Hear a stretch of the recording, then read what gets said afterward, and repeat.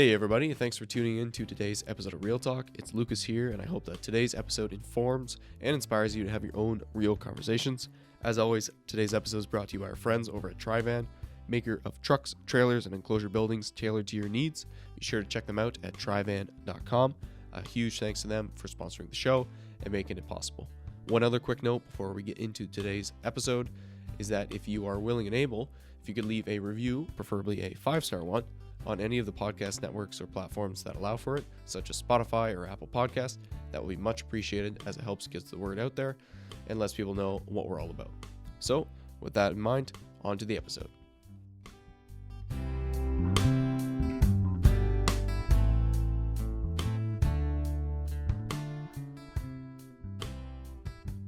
Hey everybody, we are live from Whatcom Lake with a special episode of the Real Talk podcast. So I am joined by, we'll go left to right here. So I have our editor-in-chief there, John Dyskstra. Hello. And of course we have our assistant editor, Marty VanDriel. Hello. And then our beloved executive director, Mark Penninga. Good to be with you. Alrighty. So we've just concluded a day and a half of meetings here at Whatcom Lake with Reform Perspective. And we've had a chance to reflect on the past year and to make some plans for the future. So I think I'll throw it over to you, Mark. Tell us a bit about the last year, what it's been like, and what RP's been up to. It's been a big year for Reform Perspective. We took some big steps forward as an organization. About a year and a half ago, we had a strategic plan that we finalized in June of 2022. And one of the big steps had to do with expanding the circulation of the print magazine. It went originally to subscribers. That was about 6 years ago. We switched the model to sharing it widely.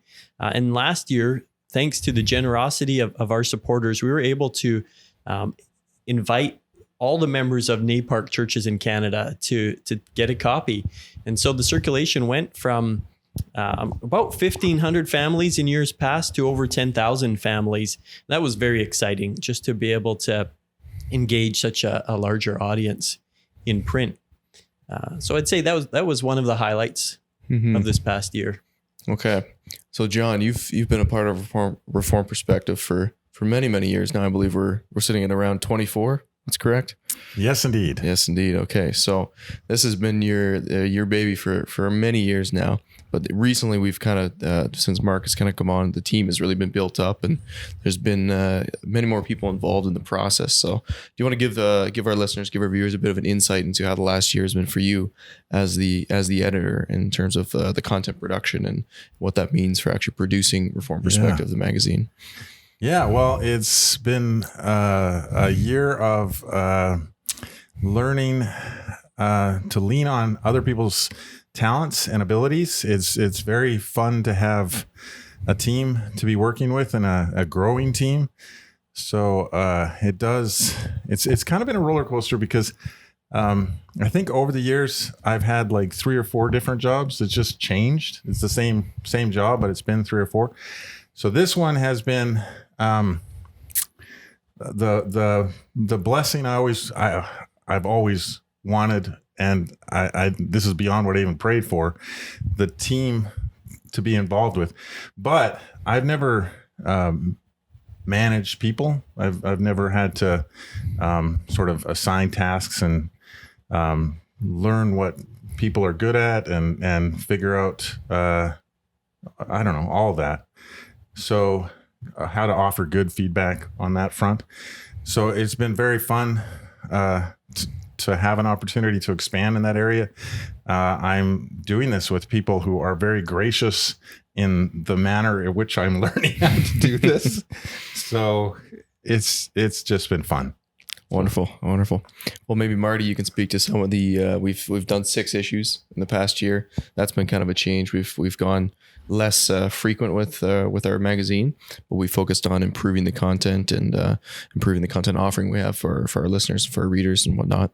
So maybe you want to speak to some of these issues in particular and what it was like to produce them. I'm thinking we did some on anxiety, Indigenous issues, a couple more general particular issues.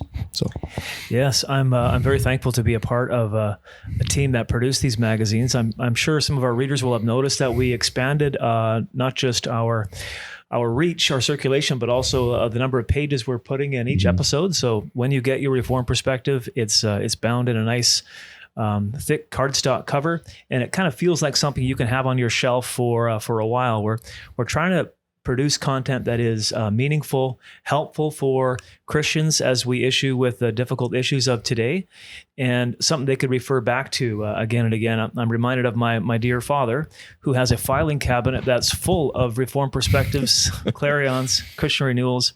These new heavy cardstock covers, they'll file a whole lot better. Unlike John and Mark, I'm a part-time employee for Reformed Perspective, so I don't spend as much time. But one of the joys has been to work on feature stories, and had a real fun time recently doing a story on my old boss, Albert VanDriel. Albert he was my neighbor when I was from the age of 3 years old till about 15 or so. And so I worked in I think my first job was picking walnuts in his garage or in his backyard, cleaning up the yard. Then eventually graduated to working for him for his newspaper. And it was a delight to sit down with him. Even though I've known him for almost my whole life, I was able to glean things from him from his young days that were very, very impactful. They kind of gave me a bit of a glimpse into who this man is and how he became a publisher, despite not going to college for that kind of thing. So hope to do more of those kind of stories in the future as well. We sat down with Mr. Apco Knapp a few weeks ago to do, he's a well-respected retired educator and a fantastic storyteller. If I can capture in print what he did verbally there, it'd be a magnificent little record of a very unique man who wanted to serve God as an educator. So kind of exciting. Wonderful. Okay. Well, it sounds like we have an exciting year coming up. We made some goals, some plans in our meetings both yesterday and of course today as well. Mark, as the executive director, do you want to kind of share the vision for the next year of what we hope to accomplish at RP, some of our priorities? What are we looking to do exactly? One of the things that came out of this meeting is an increasing focus on two of the things that probably a lot of our readers will say, well, that is Reformed Perspective. That is the print magazine and the Real Talk podcast. And the reason why we're putting focus on this is because more and more we see the relevance of, not just the relevance, but the fantastic effect of producing these well thought out, substantial publications. And we only have so much time and energy. Where are we going to put that time and energy? We want to do some things very well. We're thrilled with what Reformed Perspective magazine and the podcast has already been, but we also see potential to do even more, to bring in more writers, more podcasters, more to have a bigger audience, bigger reach. There's more churches who keep asking for this. So we want to do a great job on those things. Now that's going to impact the amount of time we've been putting into some of the other activities that you might know associated with Reformed Perspective, especially when it comes to social media. So that we had a good, vigorous debate at this board meeting about the place of social media in not just for Reformed Perspective, but in the Christian community generally, in our personal lives. And that's something that you might see some changes coming from RP in this next year. Okay, so speaking of some of these changes as we look forward to 2024, some of the goals, some of the priorities, we're looking at print, of course, and we're looking at the podcast, two things we do well. John, do you have anything that you're looking forward to tackling in 2024 in the print side of things, especially as we look to kind of take a break a bit from social media for a time? What excites you about the issues and the topics we can tackle heading into 2024?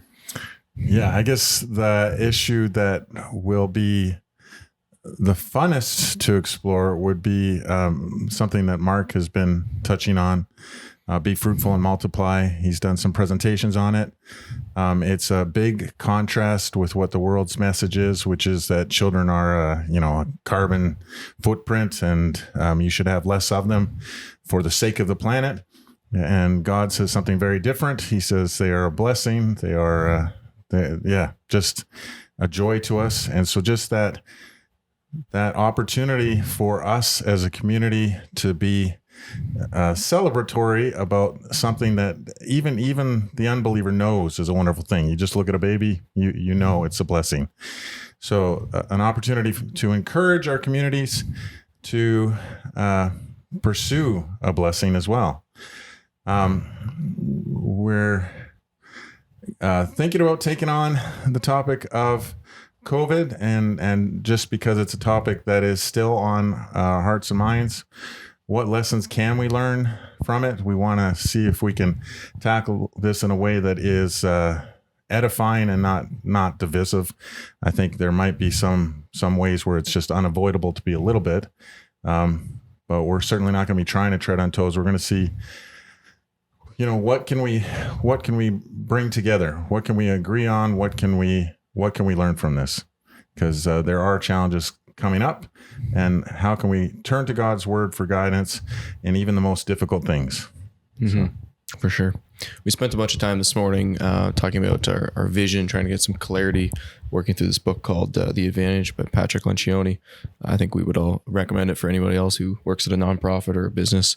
Very helpful to kind of get a grip on things and to know where you're at, to develop that core purpose, that core clarity, and then to seek to find ways to implement that and make it a reality. So what we ended up landing upon, our core purpose, that clarity that we were striving to find, is to celebrate God's truth. And that's after some good discussion, some vigorous debate, we kind of landed on that. Marty, do you want to share some insight as to what that process was like, how we kind of arrived at that sentence, that statement?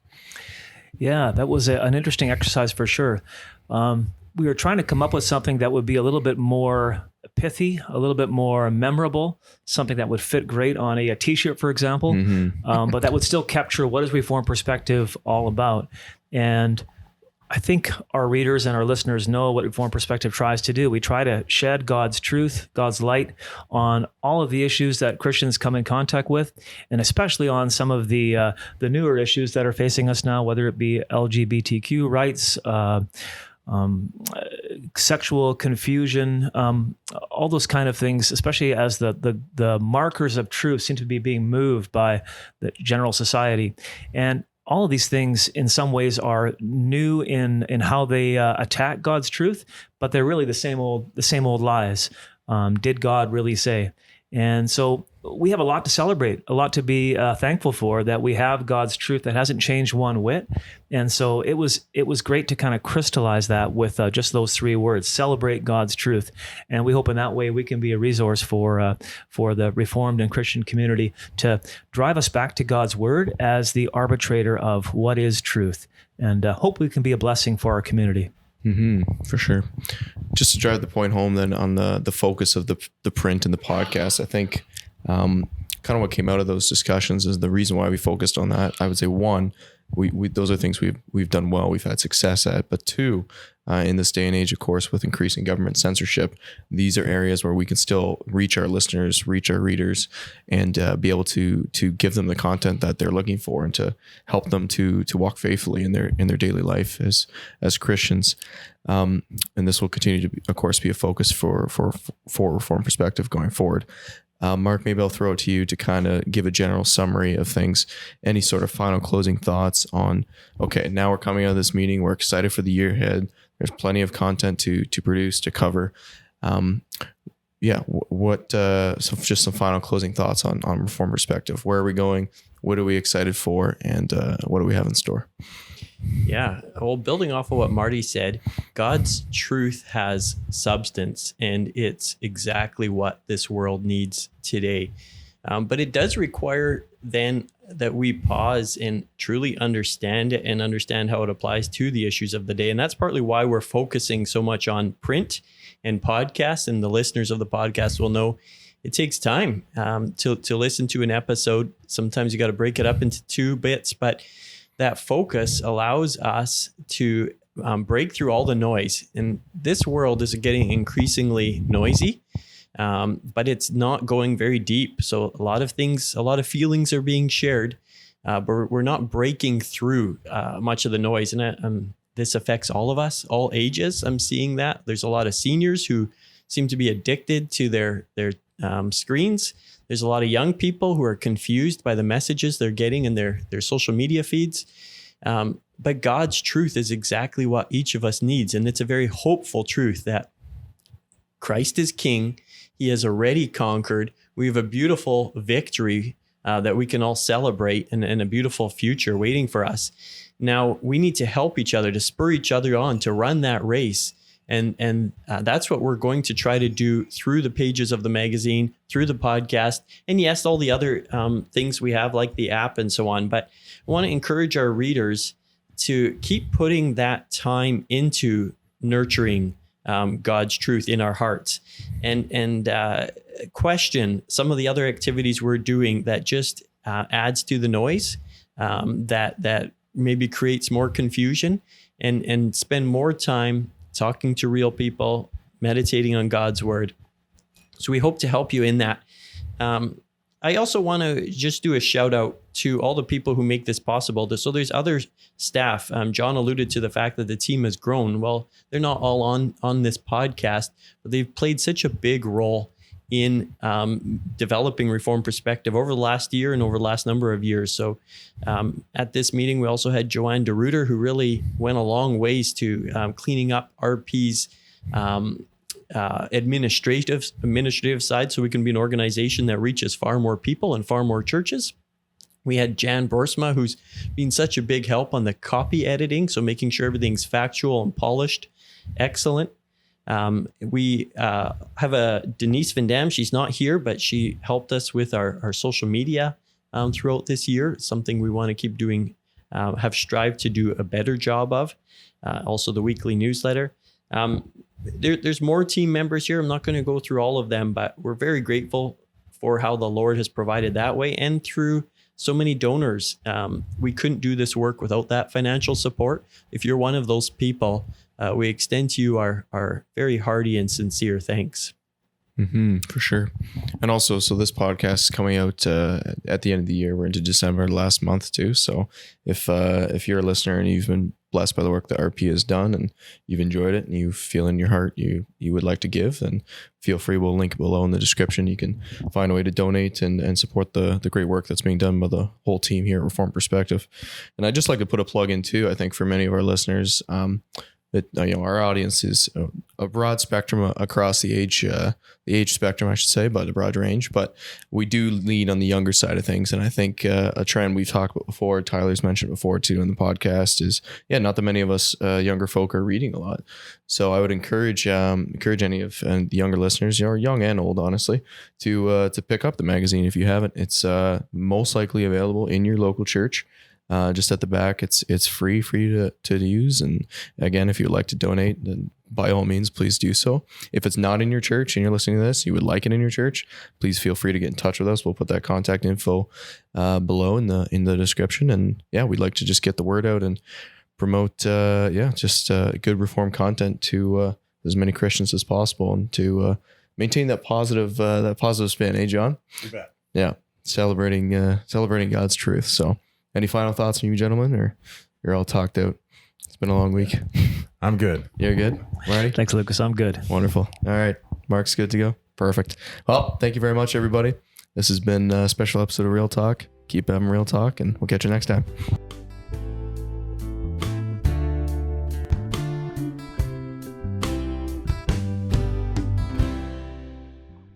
Thanks for tuning in to this episode of Real Talk. We really appreciate you taking the time to listen or watch the show. If you want to send us your feedback, and we'd love to hear it, please email us at reformedrealtalk@gmail.com. If you want to find us online or social media, we got a lot of great content there. Just search Reformed Real Talk and we should come right up. This show is created and produced by myself, Lucas Holtfluer, and Tyler Vanderwood, and our wonderful podcast manager who does all the editing is Mariah Tamiga. So we're really thankful for her contribution to the show as well. That's all for now, folks. Thanks for watching or listening, and we'll catch you next time. Bye-bye.